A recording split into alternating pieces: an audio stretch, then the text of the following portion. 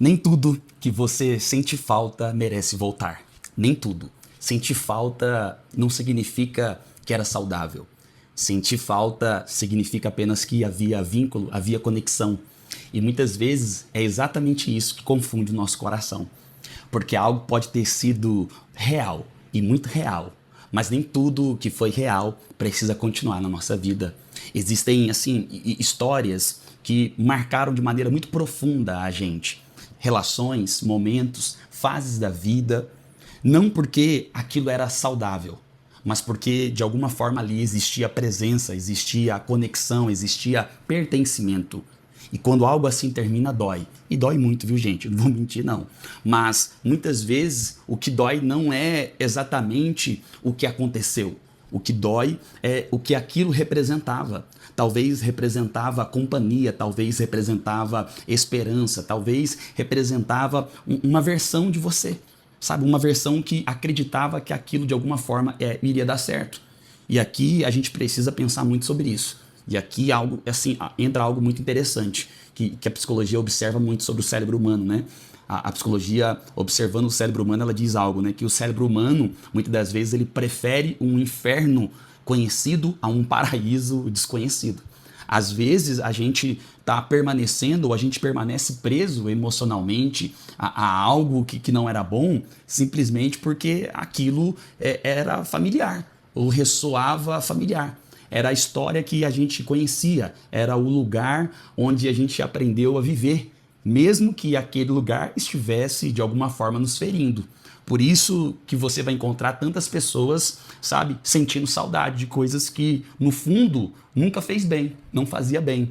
E grave isso, ela sente saudade não porque era saudável não, gente, ela sente saudade porque existia vínculo naquilo. E quando o vínculo termina, surge ali um vazio. E junto com esse vazio vai aparecendo algo que muita gente tenta evitar, é o tal do desconforto. Mas existe um tipo de desconforto que ele não é destrutivo. Existe um desconforto que é o desconforto da mudança, o desconforto do crescimento, o desconforto de deixar para trás aquilo que já não serve mais para quem você está se tornando. Sabe, olha que coisa interessante. A Bíblia mostra que algo muito interessante quando o povo de Israel, eles saíram do Egito em direção à terra prometida. Eles precisavam atravessar o deserto e o deserto era um lugar desconfortável, o deserto era um lugar de transição, porque ele representava a transição da incerteza para o amadurecimento. E em vários momentos, aquele povo que saiu do deserto em direção à terra prometida, eles começam a sentir saudade do Egito, da prisão. E não porque o Egito era bom, porque o Egito era prisão, gente. Significava prisão, significava cativeiro. Mas o Egito era algo familiar. E muitas pessoas preferem voltar para um lugar conhecido, mesmo que seja um lugar de prisão, do que enfrentar o tal desconforto e o desconforto necessário para se chegar a promessas. E aqui eu queria que você gravasse e colocasse algo no seu coração. Ponha isso no seu coração. Porque para toda transformação vai existir a travessia de um deserto. Porque todo amadurecimento exige desconforto e crescer vai chamar você para uma ruptura.